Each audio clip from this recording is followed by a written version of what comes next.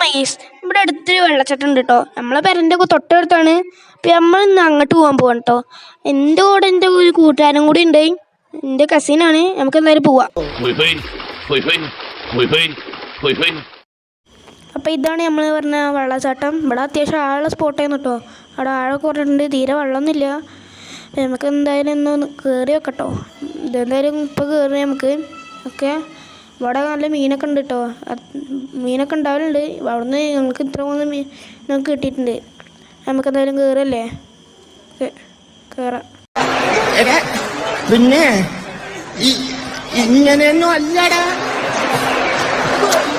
എടേ ഇത് നമുക്കിന്ന് പോണ്ടേ?